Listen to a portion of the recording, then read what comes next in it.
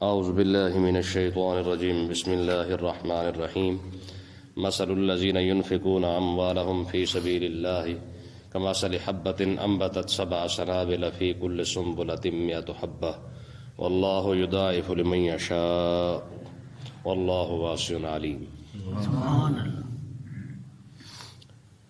اس رکوع کے اندر اللہ تبارک و تعالیٰ کی بارگاہ اقدس میں صدقہ دوسرا مال خرچ کرنے کی فضیلت کو بیان کیا گیا ہے، سبحان اللہ۔ اور یہاں پہ اللہ تبارک و تعالیٰ نے مثال کے ساتھ سمجھایا ہے کہ جو شخص اللہ کی بارگاہ اقدس میں اپنا مال اپنا پیسہ خرچ کرتا ہے، اللہ تبارک و تعالیٰ پھر اس کو واپس کیسے کرتا ہے۔ فرمایا مثل الذین ینفقون اموالہم فی سبیل اللہ، فرمایا ان لوگوں کی مثال ایسے ہے، ینفقون اموالہم جو اپنا پیسہ اپنا مال فی سبیل اللہ اللہ کی راہ میں خرچ کرتے ہیں۔ ٹھیک ہے، کیسی ہے؟ کمثل حبۃ، ان کی مثال ایسے ہے جیسے دانہ ہوتا ہے۔ کیا ہوتا ہے؟ دانہ۔ انبتت، وہ اگاتا ہے، سبع سنابل، 7 بالیاں، فی کل سنبلۃ، اور ہر بالی کے اندر 100 حبہ، 100 دانہ ہوتا ہے۔ واللہ یضاعف لمن یشاء، فرمایا اللہ تعالیٰ چاہے تو مزید اس میں اضافہ کر دے، بڑھا دے۔ واللہ واسع علیم، اللہ تعالیٰ وسعت والا بھی ہے اور علم والا بھی ہے۔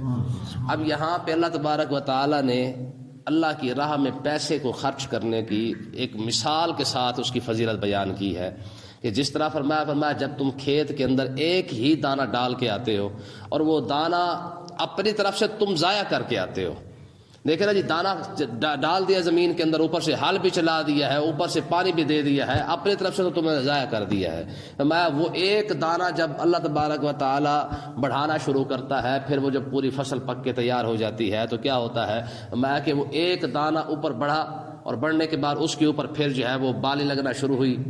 ٹھیک ہے، اور وہ اس کے اوپر کتنے پھر دانے لگے ہوتے ہیں۔ میں اللہ تعالیٰ چاہے تو ہر بالی کے اندر جو ہے وہ دانوں کا اضافہ کر دے، کم سے کم اور کچھ بھی نہیں تو 7 تک تو بڑھا دیتا ہے۔ میں اگر 7 سے بھی بڑھانا چاہے، 10 تک لے جائے، 15 تک لے جائے، 20 تک، 100 تک لے جائے، یہ اس کی مرضی ہے۔ تو میں جس طرح ایک دانے کو وہ اس طریقے سے بالیاں بنا کر اس کے اوپر دانے لگا دیتا ہے، فرمایا اسی طرح تم جب 1 روپیہ اللہ کی راہ میں خرچ کرتے ہو تو رب قیامت کے دن اسی طرح بڑھا کر تمہیں واپس کرے گا۔ ٹھیک ہے جی، یہ میں نے آپ کو پہلے بھی یہ بات بتائی تھی کہ جب ہم کوئی چیز صدقہ کرتے ہیں، خیرات کرتے ہیں یا اللہ کی راہ میں خرچ کرتے ہیں، فرمایا قیامت کا دن آئے گا، اللہ تبارک و تعالیٰ اسے بڑھا کر جب واپس کرے گا تو بندہ حیران ہو جائے گا کہ میرے مالک یہ میری کون سی نیکی ہے، میں نے تو کی نہیں ہے۔ رب فرمائے گا یہ تیری چھوٹی سی نیکی ہے جس کو بڑھاتے بڑھاتے میں نے پالتے پالتے یہاں تک پہنچایا ہے۔ ٹھیک ہے، فرمایا فی کل سنبلۃ مئۃ حبہ، فرمایا جس طرح ہر بالی میں 100 دانہ ہوتا ہے، یعنی اتنی بڑی بڑی ہو جاتی ہیں کہ اس کو 100 دانے لگ جاتے ہیں، تو فرمایا کہ واللہ یضاعف لمن یشاء، یہ 100 کی حد نہیں ہے، اللہ چاہے تو مزید اس ایک دانے کو اس سے بھی زیادہ بڑھا دے۔ تو کیا خیال ہے کہ جو ذات ایک دانے کو اتنا بڑھا سکتی ہے تو وہ جو تم نے دیا ہی اللہ کی راہ میں ہے، رب اسے کتنا بڑھا دے گی، اللہ تعالیٰ بڑھا دے گا۔ واللہ واسع علیم، کیونکہ اللہ تعالیٰ وسعت والا ہے، اس میں کسی چیز کی کمی نہیں ہے، جتنا چاہے وہ کسی کو عطا فرما دے۔ آقا علیہ الصلوۃ والسلام نے حضرت ابو ہریرہ کو فرمایا ابو ہریرہ ذرا زمین اور آسمان کو دیکھو تو صحیح، جب سے پیدا ہوئے ہیں رب خرچ کر رہا ہے۔ ٹھیک ہے جی، جب سے یہ زمین و آسمان یہ کائنات بنی ہے ساری کی ساری اسی سے کھا رہی ہے، اور وہ سب کو رزق دے رہا ہے، پوری کائنات کو پالنے کے باوجود آج تک اس کے خزانے میں ذرہ برابر بھی کمی نہیں آئی ہے۔ میں اتنی وسعت والا ہے، اور علم والا کیسے ہے؟ میں جس طرح تم خرچ کرتے جاؤ گے اسے پتہ ہے کہ کون سا میرا بندہ کہاں پہ اور کس نیت کے ساتھ خرچ کر رہا ہے۔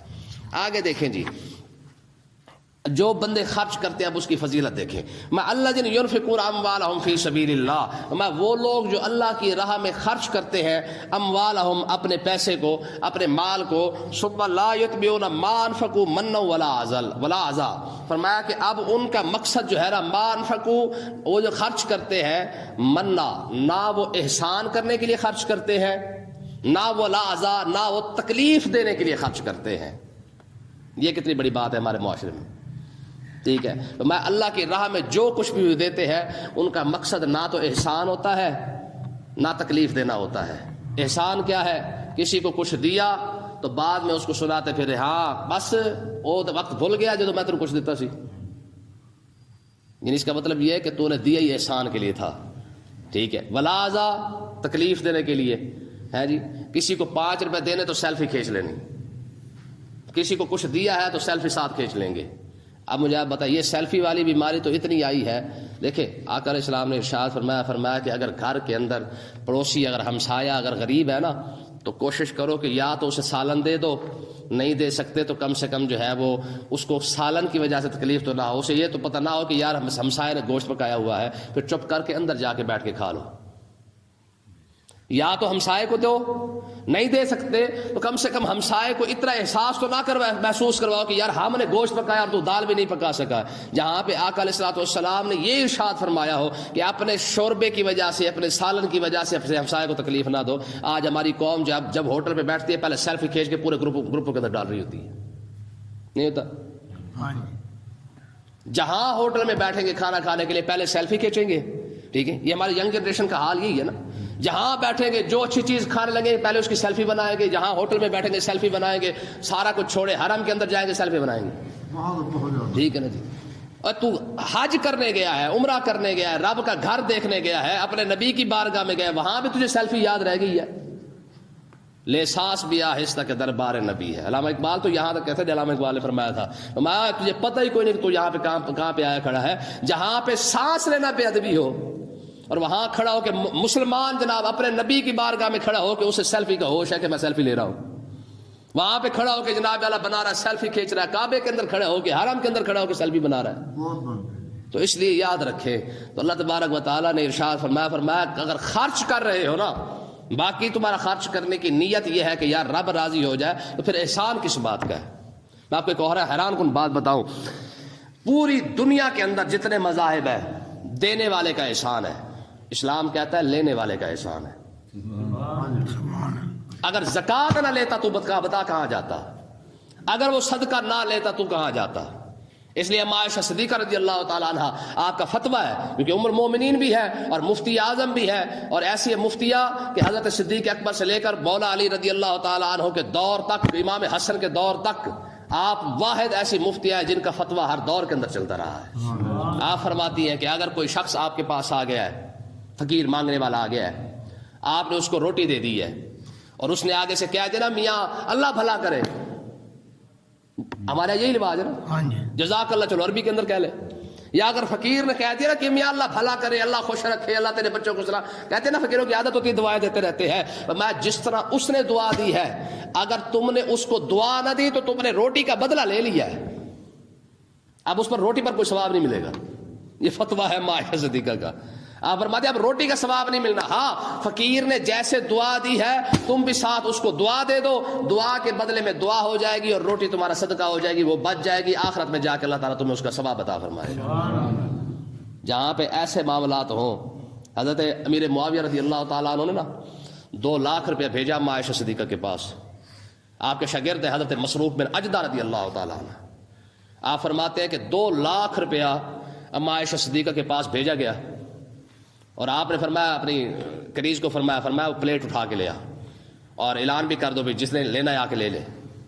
پورا مدینہ کھڑا ہوا, لائن بنا کے کھڑا ہوا ہے, عائشہ صدیقہ پلیٹ بھر کے دے رہی ہیں, پیسوں کی, چاولوں کی نہیں, پیسوں کی پلیٹ بھر بھر کے دی جا رہی ہیں. ٹھیک ہے. دیتے دیتے دیتے شام ہوئی تو 2 لاکھ روپیہ خرچ کر کے بیٹھی ہوئی تھی. اچھا اسی دن آپ روزے سے تھیں, آپ نے کنیز کو فرمایا کہ افطاری کے لیے تو کچھ لے آ. تو تھوڑا سا اس نے منہ بنا لیا, انہوں نے کہا جناب چھوڑا ہے کچھ آپ نے افطاری کے لیے, آپ نے بھی روزہ رکھا ہوا ہے, میں نے بھی روزہ رکھا ہوا ہے, کم سے کم 1 روپیہ بچا لیتی, گوشت ہی منگوا لیتے, کم سے کم آج تو کھا لیتے. آپ نے فرمایا پہلے بتاتی تو بچا لیتی, اب تو سارا خرچ ہو چکا ہے, اب اس طرح کر چلو کچھ نہیں ہے تو پانی لے آ. یار 2 لاکھ روپیہ خرچ کرنے کا اتنا احساس نہیں ہے کہ ہم افطاری کے لیے بھی کچھ لے لیں. اور آج ہماری قوم جب دیکھ پکاتی ہے آدھے سے زیادہ پہلے اپنے گھر رکھ لیتی ہے. نہیں ہوتا؟ جب اللہ کی راہ میں دے رہے ہو تو بھائی میرے, پھر اللہ کی راہ کا مطلب یہ ہے کہ اب تیرا حصہ اتنا ہے جتنا عام بندے کا ہے. گھر میں دیگ پکا کے آدھی تو آپ نے گھر رکھ لی ہے, اللہ کی راہ میں کیسی ہو گئی؟ حضرت عثمان غنی رضی اللہ تعالیٰ عنہ کنواں خرید کے لائے نا جب بیر روما، آپ نے اعلان کیا تھا، آقا علیہ الصلوۃ والسلام نے فرمایا مسلمانوں کے لیے پانی کی ضرورت ہے، کوئی شخص جو بیر روما خرید کے لائے میں اسے جنت عطا فرماؤں گا۔ سبحان اللہ۔ عثمان غنی رضی اللہ تعالیٰ عنہ کو پتہ چلا، آپ دوڑے جا کے یہودی کے ساتھ وعدہ ہے اپنا خرید و فروخت کی، کنواں خرید لیا، پیسے دے دیے، واپس آئے، عرض کی یا رسول اللہ وہ جو سودا آپ نے کیا تھا کہ جو بیر روما خرید کے لائے گا وہ اب بھی ہے؟ حضور نے فرمایا ہے۔ انہوں نے کہا یا رسول اللہ پھر یہ کنواں حاضر ہے، جنت؟ آپ نے فرمایا جنت تیری پکی ہو گئی۔ یہ واحد صحابی ہے جس نے پیسے سے جنت خریدی ہے اور 2 مرتبہ خریدی ہے، ٹھیک ہے نا؟ 14 مرتبہ عثمان غنی رضی اللہ تعالیٰ عنہ کو حضور نے جنت عطا فرمائی ہے، اور 2 مرتبہ عثمان غنی نے جنت آقا علیہ الصلوۃ والسلام سے مول خریدی ہے۔ کوئی ہے بھائی کا لال جو مول جنت خرید سکے؟ آقا علیہ الصلوۃ والسلام نے ایک صحابی کو بھیجا، فرمایا جا یہ فلانی چیز ہے عثمان کے گھر دے کے آ۔ وہاں پہ حضرت عثمان غنی اور جناب رقیہ تھی یا ام کلثوم تھی، وہ بیٹھی ہوئی تھی، ٹھیک ہے؟ جب وہ صحابی واپس آیا نا، آپ نے فرمایا ہاں بتا، دے آیا؟ کہ دے آیا ہوں۔ کہا سنا، آقا علیہ السلام خود فرما رہے ہیں، فرمایا تو نے اتنا حسین جوڑا کہیں دیکھا ہے؟ اتنا خوبصورت جوڑا کہیں دیکھا ہے تو نے؟ عرض کی یا رسول اللہ میں نے نہیں دیکھا۔ آپ نے ارشاد فرمایا یہ میری امت کا یوسف ہے۔ جناب عثمان غنی کے بارے میں فرمایا ہر امت کے اندر جس طرح یوسف علیہ الصلوۃ والسلام ہے نا، فرمایا ہر امت کے اندر ہوگا، لیکن آقا علیہ الصلوۃ والسلام نے ارشاد فرمایا میری امت کا یوسف عثمان غنی ہے۔ تو مقصد کیا ہے کہ آ کے خرید کے دیے، تو آقا علیہ السلام نے پتہ کیا ارشاد فرمایا کنواں خرید لائے ہو؟ جی یا رسول اللہ۔ فرمایا جنت تیری پکی ہو گئی، لیکن اب یاد رکھنا جتنا عام مسلمان کا اس کنویں میں حق ہے، تیرا حق بھی اتنا ہے۔ کل کو یہ نہ ہو کہ تیرے غلام بالٹی لے کے کھڑے ہو جائے کہ کیونکہ ہم نے خریدا تھا تو ہمارے مالک نے خریدا ہے تو سب سے پہلے ہم ہی بھریں گے، ایسا نہیں ہے۔ تو اس کا مطلب یہ ہے کہ اگر گھر میں کچھ پاکی جاتا ہے لنگر پاک، تو گھر والوں کا اتنا ہی حصہ بنتا ہے جتنا عام بندے کا بنتا ہے۔ جب آدھی پکا کے گاڑی رکھ لی ہے تو اللہ کے نظام میں کیا دیا ہے؟ اللہ اکبر، سمجھ آئی کہ نہیں آئی؟ تھے اللہ تبارک و تعالیٰ نے ارشاد فرمایا ثم لا یتبعون ما انفقوا منا ولا ذلهم، فرمایا کہ وہ لوگ جو اللہ کی راہ میں خرچ کرتے ہیں لیکن اس کا مقصد کیا ہوتا ہے؟ نہ احسان کرتے ہیں نہ تکلیف دیتے ہیں، دونوں چیزیں نہیں ہوتی ہیں۔ فرمایا جب کوئی محض اللہ کی رضا کے لیے پیسہ خرچ کرتا ہے لہم اجرہم عند ربہم، ان کا اجر بھی پھر ان کے رب کے پاس ہے۔ ہاں جب تم نے کیا ہی رب کے لیے ہے تو پھر اجر بھی رب کے پاس ہے، اور جب کیا ہی لوگوں کو دکھانے کے لیے ہے جی، کیا ہی لوگوں کو ذلیل کرنے کے لیے ہے، سیلفی لینے کے لیے کیا ہے، تو بتاؤ سیلفی لینے کی خاطر جس نے پیسہ خرچ کیا ہے اجر کہاں سے ملے گا؟ غریب کی مدد کرتے ہو بھی سیلفی لے رہے ہو۔ آج ضرورت پڑی، آج آٹے کا مسئلہ بنا ہے، کبھی کچھ چیز مسئلہ بنا ہے، کبھی کوئی چیز، یار چلو تم کر ہی رہے ہو تو کم سے کم ویڈیو بنانے کی ضرورت کیا ہے؟ کر رہے ہو تو سیلفی بنانے کی ضرورت کیا ہے؟ تو اللہ تبارک و تعالیٰ نے ارشاد فرمایا کہ جو بندہ اللہ کی راہ میں خرچ کرے اور مقصد صرف اور صرف اللہ کی رضا ہو، دیکھیں اس کا اجر کتنا ہے۔ فرمایا لا خوف علیہم ولا هم یحزنون، نہ انہیں دنیا میں خوف ہوگا نہ انہیں آخرت میں خوف ہوگا، آخرت میں کوئی غم ہوگا۔ دیکھیں دو بندوں کے بارے میں قرآن مجید نے یہ بات کی ہے، ایک تو اولیاء کی شان میں کہا گیا کہ الا ان اولیاء اللہ لا خوف علیہم ولا هم یحزنون، سبحان، ٹھیک ہے، کہ اللہ کے ولی جو ہے بے خوف ہے، اور ہر مرید نے اس کو پکڑ کے اپنے پیر پر لگایا ہوا ہے کہ ساڈا پیر الا ان اولیاء اللہ۔ حقیقت ہے اس آیت سے آگے پڑھتے ہی نہیں ہے۔ ولی کون ہے اس کی وضاحت خود قرآن نے آگے کی ہے، اگلی آیت کے اندر کی ہے، اگلی آیت نہیں پڑھتے، بس یہاں تک پڑھتے ہیں الا ان اولیاء اللہ لا خوف علیہم ولا هم یحزنون، کہ اللہ کے ولی جو ہے وہ بے خوف بھی ہے اور انہیں غم بھی نہیں ہے۔ یہ تو ٹھیک ہو گیا۔ اچھا آگے قرآن مجید فرما رہا ہے کہ ولی ہے کون؟ جو بے خوف بھی ہے، جسے غم بھی نہیں ہے۔ الذین آمنوا وکانوا یتقون، وہ لوگ جو ایمان بھی لائے پرہیزگار بھی ہو۔ ایمان کا مطلب یہ ہے کہ ظاہری شریعت پر عمل کرے، وکانوا یتقون کا مطلب یہ ہے کہ طریقت کے راستے پر چلے۔ شریعت اور طریقت جہاں کٹھی ہو جائے اس کو اللہ کا ولی کہا جاتا ہے۔ اس کا مطلب یہ ہے کہ جو بندہ شریعت کا کسی ایک مسئلے کا مذاق اڑا دے وہ ولی نہیں ہے، اور جو بندہ وکانوا یتقون، جو صاحب ایمان اولیاء لوگوں کی صحبت کا انکار کر دے وہ بھی ولی نہیں ہے۔ شریعت کا اور طریقت کا دونوں کا لحاظ رکھے، دونوں کو مانے، دونوں کا جو آگے جو ہے سر جھکا دے، یہ وہ ولی ہے جس کو کوئی خوف ہے۔ آج کا پیر مذاق اڑا ہے دین کا اور لوگ سمجھتے ہیں یہ بھی کوئی معرفت کی بات ہوگی۔ یہ معرفت کی بات نہیں ہے، یہ لعنت والی بات ہے۔ حقیقت میں آپ کو کہہ رہا ہوں، پیر کھلے عام بیٹھ کے مذاق اڑا رہا ہو دین کا اور مرید سمجھے یہ کوئی معرفت کی بات ہے جی، یہ کیسے ہو سکتا ہے؟ بات سمجھے کہ نہیں آئی ہے؟ تو اس لیے اللہ تبارک و تعالیٰ نے ایک تو اس جگہ پہ ارشاد فرمایا ہے کہ میرے اولیاء جو شریعت پر عمل کرے اور طریقت پر بھی عمل کرے. فرمایا وہ ولی ہے جنہیں کوئی خوف اور جنہیں کوئی غم نہیں ہے. اور ایک وہ بندہ جو محض اللہ کی رضا کی خاطر خرچ کرے، پیسہ خرچ کرے، جو چیز خرچ کرے. فرمایا ایک وہ بندہ ہے جس کو دنیا کا کوئی خوف اور آخرت کا کوئی غم نہیں ہے. آگے دیکھیں جی، فرمایا قول معروف مغفرۃ خیر من صدقۃ یتبعها اذى. فرمایا اچھی بات کر دینا، درگزر کر دینا، خیر من صدقہ، فرمایا اس صدقے سے بہتر ہے یتبعها اذى، جس صدقے کے اندر تکلیف ہو. احسان کرنا کسی بات پر، لوگوں کو سجا والا دکھا دکھا کر ریاکاری کے لیے کرنا ہے، تکلیف دینا ہے لوگوں کو، لوگوں پر احسان جتلانا، میں اس سے بہتر تھا کہ اچھی بات ہی کر لیتا. تو اس صدقے سے وہ اچھی بات زیادہ بہتر تھی جس بات کے اندر کم سے کم لوگ جو ہے وہ تھوڑا سا راضی اور خوش تو ہو جاتے. کتنی بڑی بات ہے یار، یہ لفظ آج لوگ سمجھیں گے اس بات کو. قول معروف، فرمایا اچھی بات کرنا، و مغفرۃ، یا لوگوں سے ویسے درگزر کرنا، میاں اللہ بھلا کرے ہمارے پاس نہیں ہے، ٹھیک ہے جی، خیر من صدقۃ، ہاں یوں کر کے پیسے پھینکنے سے بہتر تھا. آج کیا ہوتا ہے، گاڑی میں بندے بیٹھا ہوتا ہے نا، آپ یقین کریں وہ 2 انگلیوں کے اندر پیسے پھنسا کر یوں کر کے دیتا ہے. کیوں؟ کیونکہ احسان کر رہا ہوتا ہے. تو اللہ تبارک و تعالیٰ نے ارشاد فرمایا اس صدقے سے بہتر تھا، کم سے کم تو اچھی بات ہی کر لیتا. آگے جو لفظ ہے نا، میں آج اس پر غور کر رہا تھا، واللہ غنی حلیم، اللہ تعالیٰ جو ہے وہ بے پرواہ بھی ہے اور حلم والا بھی ہے. تو اس بے پرواہ کیسے ہے؟ میں تیری اس آکڑ کو بھی رب دیکھ رہا ہے کہ تو کس طرح پیسے دے رہا تھا، تیری اس آکڑ اور تیرے نخرے کو بھی رب دیکھ رہا ہے کس طرح تو جو ہے وہ کر رہا ہے. حلیم، پھر بھی برداشت والا ہے. کیوں جی؟ پھر بھی برداشت والا ہے. تیرے نخرا، تیرا آکڑ، تیرا یہ انداز جو دینے والا ہے، صدقہ دینے کا جو انداز ہے، میں یہ رب دیکھ رہا ہے، پھر بھی حلیم ہے اور برداشت کر رہا ہے، حوصلے والا، علم والا جو ہے. میں اس نے اتنا بھی برداشت کیا، تو اسی کے بندے کو آکڑ دکھا رہا ہے نا. تو غریب کی پاور چیک کریں ذرا، مظلوم کی پاور چیک کریں کہ جو مظلوم اتنا پاورفل ہے کہ رب اس کو دیکھ رہا ہے کہ یہ لے کیسے رہا ہے، اور اس کی آکڑ خواہ کو بھی آکڑ اس کی دیکھ رہا ہے کہ وہ دے کیسے رہا ہے. واللہ غنی، میں وہ بے پرواہ ہے، تجھے نہ دیتا اس کو دے دیتا. پھر آقا علیہ السلام کی بارگاہ اقدس میں ایک شخص آ گیا، کہنے لگا یا رسول اللہ، میرا بھائی ہے، کماتا میں وہ خواب ہو جاتا ہے، جس طرح ہماری قوم لگی ہوئی ہے جی، کماتا میں وہ خواب آ جاتا ہے، کماتا میں وہ خواب آ جاتی ہے. ٹھیک ہے، ہمارے تو تنخواہ پورے ہونے پہ نہیں آتی ہے، ہمارے پیسے پورے ہونے پہ نہیں آتا ہے، اور اوپر سے ابے کے خرچے بہت زیادہ ہے، اماں کا بھی خرچہ ہے، ابے کا بھی خرچہ ہے. آکر سے مانگتے نا امی اور ابے سے، اپنے حق مانگتے یار، کہتے جی ابا پیسے دینا ابے کا حق نہیں، پیسہ دینا ابے کا حق ہے ہی نہیں. جب تو بالغ ہو گیا، باپ کی ذمہ داری ختم ہو گئی ہے. کیوں جی؟ تیرا نوکر تھوڑی ہے، وہ تیرا باپ ہے، تو جس طرح مرضی چاہے اس سے بات کر لے. پھر اپنا حق بتاتے ہیں، ماں باپ کو لوگ اپنا حق بتاتے ہیں، جی ہمارا حق نہیں ہے. تیرا حق ہے اور کسی اور کا حق نہیں ہے، ماں باپ کا حق نہیں تھا. واللہ غنی، فرمایا رب بے پرواہ ہے. تو آقا علیہ السلام نے ارشاد فرمایا کہ تو کیا بات کر رہا ہے کہ تو کماتا ہے اور وہ کھا جاتا ہے؟ جی یا رسول اللہ، وہ کھا جاتا ہے، ویلا نکما کام کوئی نہیں کرتا، میں ساری دیہڑی کام کرتا رہتا ہوں.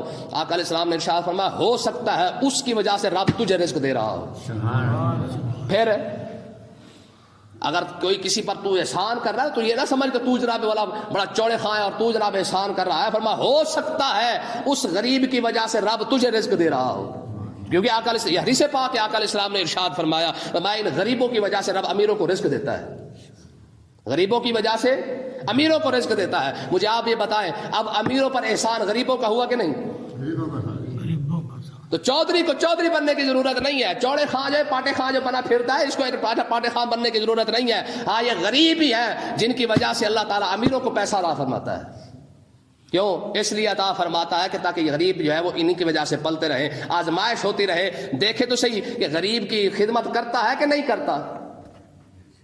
تو اس لیے یہ میں نے آپ کو بتایا کہ واحد اسلام ہی ہے جہاں پہ پوری دنیا کے اندر لوگ دے کر احسان کرتے ہیں. اسلام کہتا ہے یہ لینے والے کا احسان ہے کہ اس نے تجھے جہنم سے بچا لیا ہے، یہ لینے والے کا احسان ہے اس نے تجھے قیامت کی ہولناکی سے بچا لیا ہے، یہ لینے والے کا احسان ہے اس نے تیری دنیا اور آخرت دونوں کو سنوار دیا ہے.